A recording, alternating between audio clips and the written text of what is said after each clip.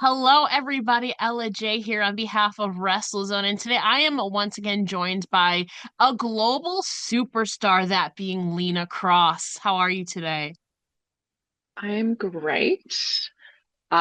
Introduction global. That's a new one. I guess we're working Honestly, towards global. honestly, you've been across to Australia, Japan, the UK, the US. I feel like you are global at this point. We need to get you a little bit more around Europe and maybe Mexico and stuff like that. But Yes. I feel like you have a great start Yes. for yourself. And the last time we spoke, you were coming off of, I believe, your third tour with Sendai Girls. You have Mm-hmm. obviously since returned and briefly picked up some gold along the Yes. way when you and Vennie won the Sendai Girls Tag Team Championships in November 2024. So, firstly, take us back to that moment. What are some takeaways from that title match and winning your first championship not in Australia? I think nerves were definitely there. I had to keep reminding myself to be present and take it all in because I think my perspective, especially with like towards championships, Yeah. I think more in Western, like America, Australia, championships might be used to, I guess, as a sense of storyline to progress what the company is needing, Yeah. while also, putting it on someone that they trust and that they know is going to be in that position for them. Whereas I think in Japan, again, this is my perspective, other people might have Yeah. differing, but I think in Japan, it's based on merit. And if a company puts a belt on you, that you've clearly shown them like what it means to be a professional wrestler. Hmm. And that was, I think, um, validating with what I've been doing and where I've kind of come from. Yes, I've won championships in Australia. I won the WrestlePro championship Yes, that is briefly in true. America. That is true. Yes. Um, and you are honored because it means that that company is putting trust in you to represent their brand. But in Japan, it was that next level up for me personally. And the relationship that I've sort of developed with Sendai Girls and Meiko Satomura, it was very special. Yeah, and like you said, I feel like it is a true testament of your hard work. Like we were saying before this, you've been literally everywhere across the US, the UK, Australia, of course, and Japan. You mentioned obviously Meiko Satomura.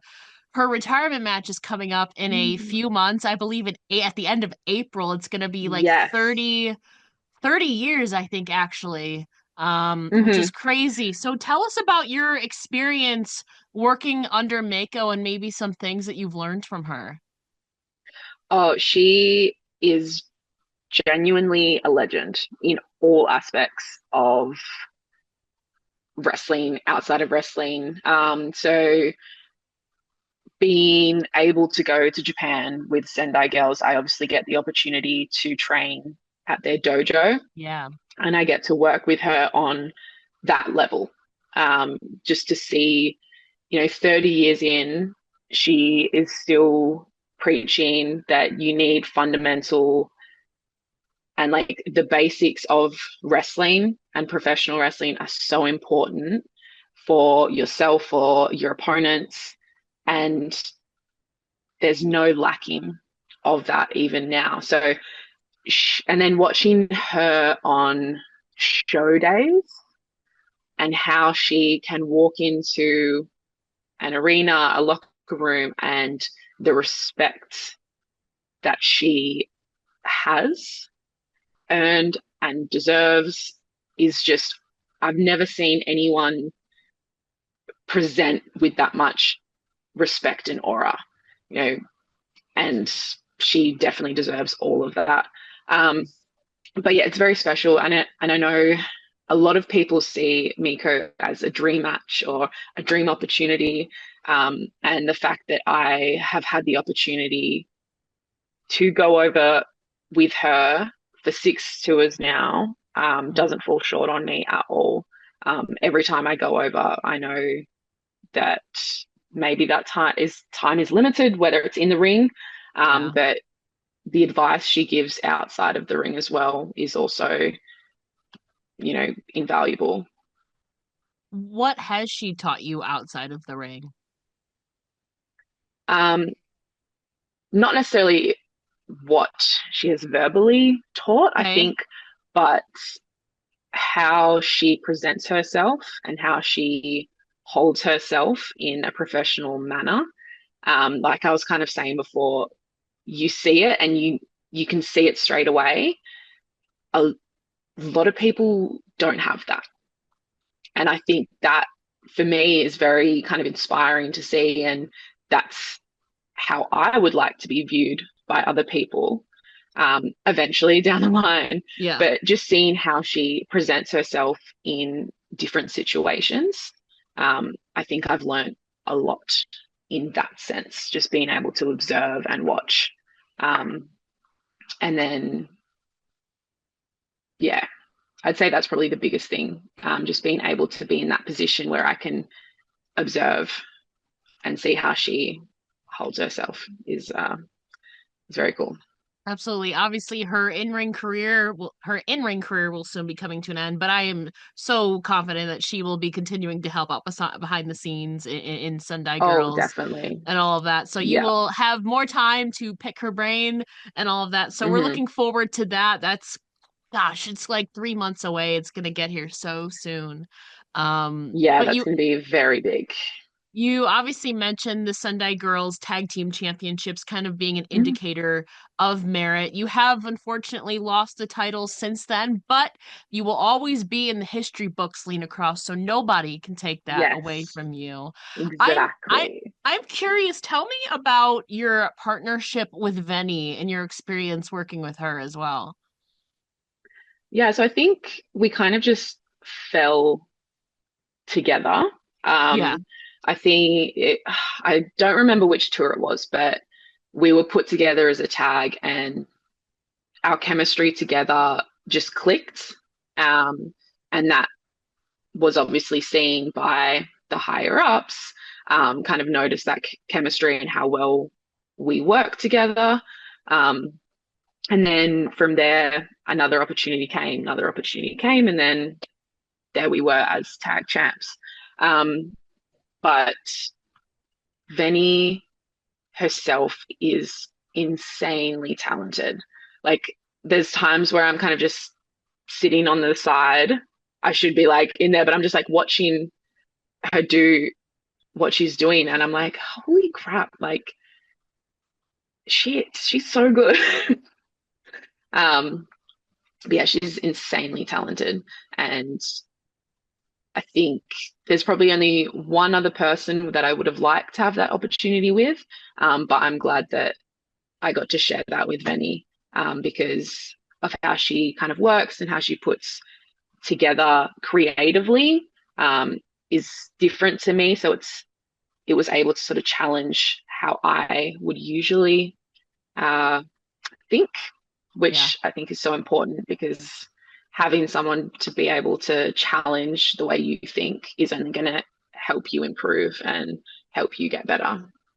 Yeah, I feel like you've had the opportunity to work with a lot of veterans, obviously Meiko being one, Vennie Hmm. is another one. Nina Samuels as well took you under her wing in 2024 and Sendai Girls and obviously later on in her home turf in the UK. Nina, I feel like is one of the most larger than life characters in professional wrestling. She's very hard hitting, but she has her Hmm. character on lock too. She's very entertaining and funny. So Yep. somebody kind of totally different than like say a Meiko Satomura who's very more I feel like Hmm. traditional. Granted they're different generations. But tell us about your working experience with Nina Samuels across Japan and the UK. I feel like she's a different partner from everybody else that you've had. Yeah, like you said, her character is so polished. Everyone knows the Nina Samuel show. And if you don't, she's going to make you know Yeah. exactly what she's all about. Um, Again, she's someone who holds herself so well, um, in a different way to Meiko or someone with that sort of traditional, serious character. Um, and 2024 definitely wouldn't have been as big for me if it wasn't for Nina. Um, she, especially in the UK, she helped me substantially. Um, and very grateful for that. She's someone that you want in your corner, because A, she has so much knowledge, that she's willing to share. She's very good at teaching and helping other people. And then, she's so good herself, with how she works in the ring and her character work. Um, so yeah, very, very fortunate that I kind of have her on my side helping me through this journey. Yeah, so similarly on the same wavelength as Mako, you mentioned Nina giving out knowledge. What are some things you've Mm-hmm. taken away from her, whether from a character standpoint, psychology, anything? Um, hmm. I think with Nina, more so character and again, just being able to watch how she holds herself. Hmm. And the Nina Samuels you see is very different to the Nina Samuels outside of wrestling. So being able to kind of draw in to the character so well, I'm still learning to do that.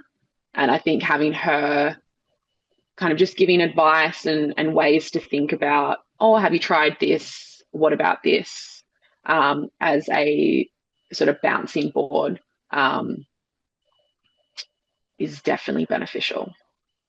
Yeah, and you mentioned her being a big part of your travels to the UK Mm-hmm. last year. From what I understand, I think you picked off your UK travels by challenging Rhio for the Progress Women's Mm-hmm. Championship. So again, much like you, I feel like you and Rhio are two very well touted and praised competitors on the rise. I feel like a lot of people have eyes on you. So that was really cool to see that crossover. So tell us about your experience challenging Rhio while also making your UK debut. Yeah, going into the UK, that was not scheduled. Yeah, It was very last minute because, Rhio was supposed to face Emerson, Emerson, Jane, yeah. but unfortunately, Emerson was injured. So there was a lot of kind of who's available. Not many people were available. Hey, here I am. I'm available. Um, so it was very much right time, right place of, hey, here's an opportunity for you. Um, can you take it? And I think that set a precedent going into the UK where I not many people may have heard of me because I've never debuted there. If they're not watching any sort of wrestling outside of what's happening in the UK, I know a lot of people wouldn't have been familiar. So, kind of stepping into that debut with Progress, you need to be at this level. You need to set, hey, this is exactly who I am. This is why I'm here. And I think I did that kind of like that was my goal of being like, okay, this is a pretty big opportunity for me to prove that I do belong here and I am at a level. Um, and yeah, I walked out very happy, feeling that I did exactly that. People in the UK now know who Lena Kross is, and that definitely sets a precedent of what I'm about. Yeah, you've definitely got the taste for the UK scene now a little bit. Hmm. You obviously wrestled in Progress, also in Eve, Hustle, Rise, and more. So who are some competitors that you'd like to work with if and when you return to the UK? I know you just wrestled Sadie Gibbs on your home turf in Hmm. Australia. She's Yes. from the UK, obviously. But who are some other competitors from the UK and Ireland scene that you'd like to work with if and when you return? Yeah. Off straight off the top of my head, Myla Grace. Oh yeah, I she's know she's back. just She's returned. hmm Yep, she just returned. Um, Straight off the bat, I think that would be my number one. I was very fortunate that while I was there, I did actually get to wrestle a lot of people. Yeah, Um, I would like a singles match with Nina. I think that would be a lot of fun, and we haven't had that opportunity. Um, but yeah, definitely, I think Myla Grace is on the top of that list. absolutely. So I mean, she's hopefully, obviously coming off of experience in Japan as well, so I feel yeah. like you two could blend a lot of those styles as Hmm. well. She is obviously from Ireland. I know you've wrestled Yes. in like England. I don't think you've wrestled in Ireland yet. No, I have not Okay. wrestled. I did a day trip to see the sights, Okay. Yeah. but no wrestling yet. Hopefully Okay. one day. Well, we're Hmm. manifesting it for you, Lena. Manifest it. Yes. Now, like you said, overall 2024 was a big year for you, as you call your 2024 wrapped. I loved that, by the way. 48 matches across 23 companies in five Mhm. different countries. You said heading into 2024, you wanted to take risks and opportunities that came your way. You obviously did that. We talked about some of them. One of the risks was obviously, taking that chance to the UK. What were some of Mhm. those other risks that you took last year? So I think when we sat down was probably just before going into 2024 the last Correct. time. Yeah. Um, and I think for me, it was about changing the mindset of I'm not going to wait for things to come to me. I'm going to try put myself in the best possible position, whether that's being in the UK, in America, for opportunities to come to me. Um, and again, I think I did that because a lot of people will wait and hope. Yeah. And I think I did do that for a while because I was maybe fearful of stepping out of my comfort zone. Um, but that clearly didn't get me to where I wanted to go. So something needed to change, and that was taking that risk on myself because I don't have a major company that's given me a contract yet. Hopefully it happens, but I'm supporting myself financially. Everything I do is coming off of me. So it's more of that independent risk and believing in what I'm doing and getting it all on the table. And hey, if someone picks it up, amazing.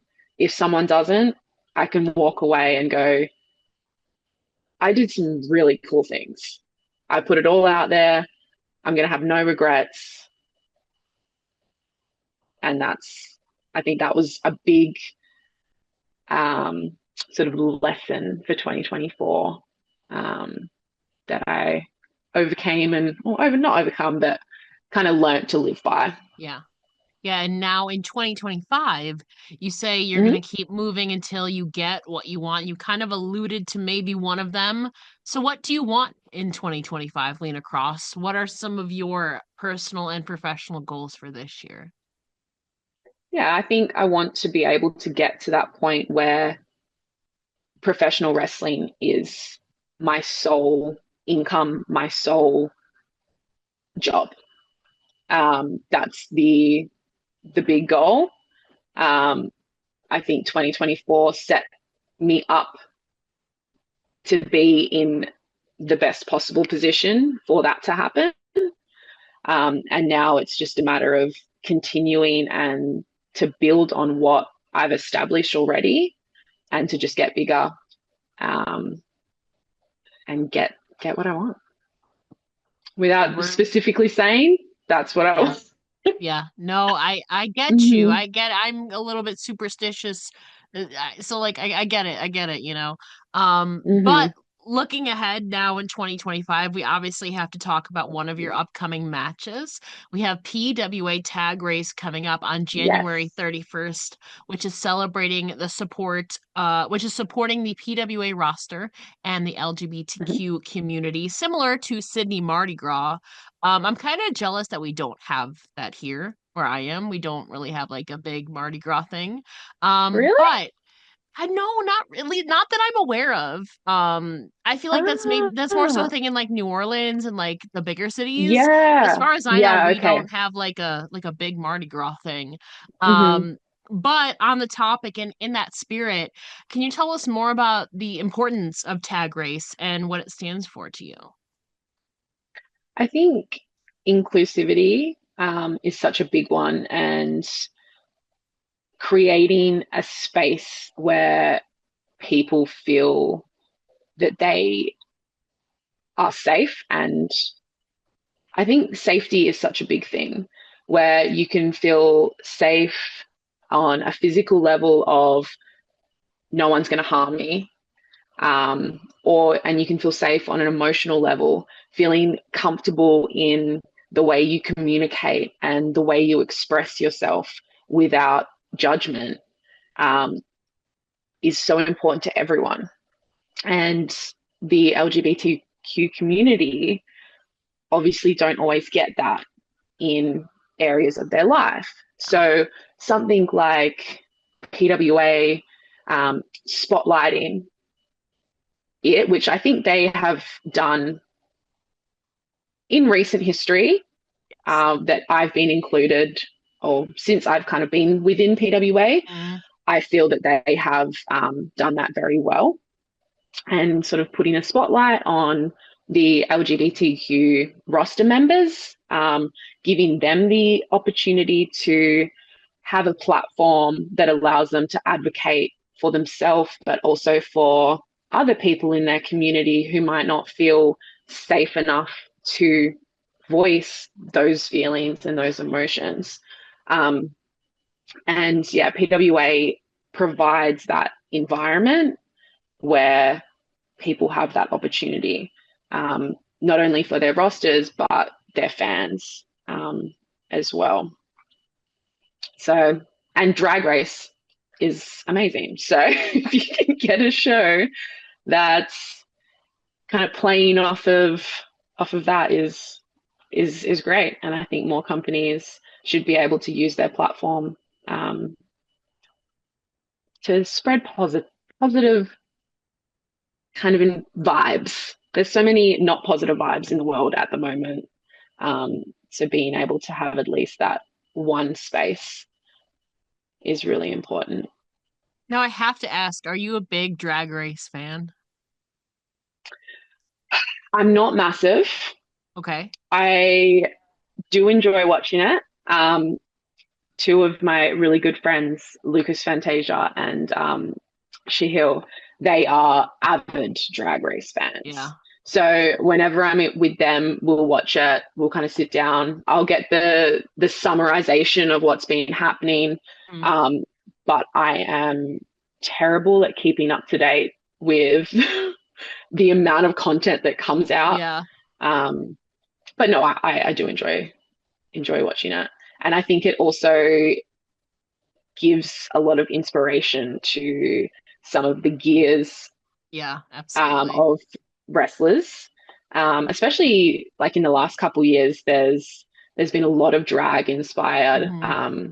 wrestling gear on some of the big wrestlers, but I know some people like more in local. That's where they get their inspiration from Yeah. as well. Well, we do have pro wrestling's favorite drag queen, Sydney Rail, hosting PWA Mm-hmm. Tag Race. So there's a little bit of integration there. And obviously, Yep. like you alluded to, we do have several openly identifying LGBTQ members on this card. Nikki Van Blair, Hmm. who I spoke with recently as well. Obviously, Charli Evans and Shay Cassidy. You personally will be facing Ben Braxton in what I believe is your first ever singles match with him. So, Yes. what is your mindset heading into facing Ben for the first time one on one? Um, Mindset, I am very confident that without a doubt, this could be match of the night, match of the year contender. Um, when I first kind of crossed over to New South Wales training at Newcastle, that's when I met Ben, and straight away, the athleticism and what he can do, people his size can't typically do. um, I'm also really excited creatively of what we can put together because generally I'm facing women that are smaller than me, Yes. where that I guess limits what I can do offensively, which isn't a bad thing. But if I'm in a ring with someone like Ben, that's going to open up sort of my range Yeah. of offense, which maybe people haven't been able to see from me. So it's going to provide more opportunity creatively with what we can do. But mindset wise, PWA is one of, if not the biggest company in Australia. How they produce their shows, their quality of shows, the quality matches is is on a level that, especially their like production Hmm. and how they run their shows, is some of the best that I've kind of been involved with, especially on the independent scenes. So having an opportunity to wrestle, and especially a singles match when the show is obviously a tag Yes. show, um, yeah, having that opportunity to make something special with someone who is insanely talented, I'm very, very excited um, for what we're going to produce. Two more questions for you. Obviously, like you said, there is a lot of tag team competition on the show. The main Mm-hmm. event is going to be a trios match. We also have the PWA Tag Team Championships on the line with Aaron Jake and Belle Pierce defending Mm-hmm. against the Backslide Girls, Everett Connors and Shay Cassidy. Also, the PWA 2025 Premiership is kicking off. So besides your own, and we also have Nikki Van Blair versus Jack Bonza. So Yes, besides your own, is there a particular match that you're looking forward to?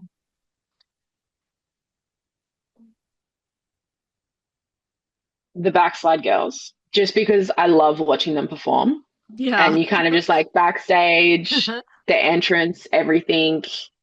I am so behind their world tour. Um, but the main event, especially with North Shore Wrestling, Yeah.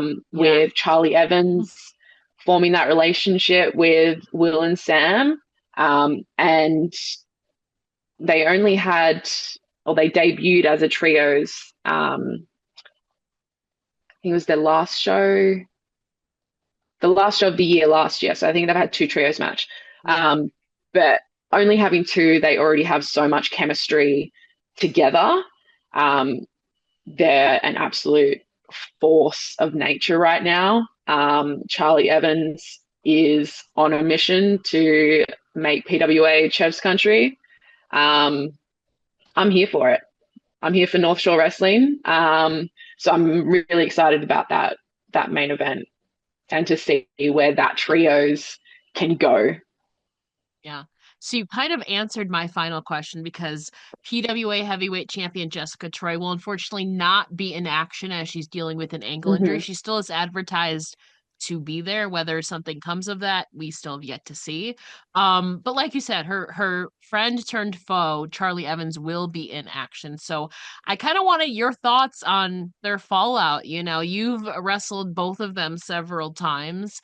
You've gotten to kind Mhm. of grow up in the scene with them, obviously debuting a few years later. But what is your thoughts on their fallout? I think initially it was shock because no one saw the fallout from Coliseum happening. Um, their build up to the main event of night one, it was best friend versus best friend.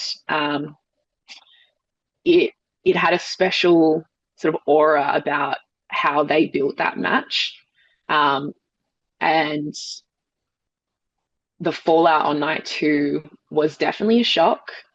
But seeing Evie's sort of drive and motivation, I can't blame her. Um, Jess Troy is one of, if not the best wrestler in Australia, in the world. She's up there. Um, she's demonstrated that. She's she's literally gone through every single hoop, every single obstacle that's been put in her way. And at the top, you've got a massive target on your back. And Charli Evans is coming through that at high speeds. I honestly don't think anything can stop her. The way she's thinking, the way her mindset is right now, it's all or nothing. And when someone's in that mindset, it's going to be very, very hard to overcome that. So it's going to be challenging for Jess for sure. I don't think Jessica's gonna let an ankle injury stop her. She could, I guess, perhaps use a crutch No, as a weapon, maybe against to get a little bit of revenge. I don't know. We'll see. yeah, Um, but obviously, we're wishing a speedy recovery to Jessica. Obviously, definitely. don't forget to check out PWA Tag Race coming up on January 31st. It'll be early Hmm. morning, EST time. If PWA is streaming it though, they usually have a recap. So if you're in the US like me, you can watch it later in that morning or It'll be afternoon. worth getting up though. Get your coffee. It's a good way to start the day. Yeah, it is. I agree. Lena, before we let you go, please let the listeners know where they can find you online and support you. Yeah. So Instagram and X, Lena underscore Kross with a K. Yes.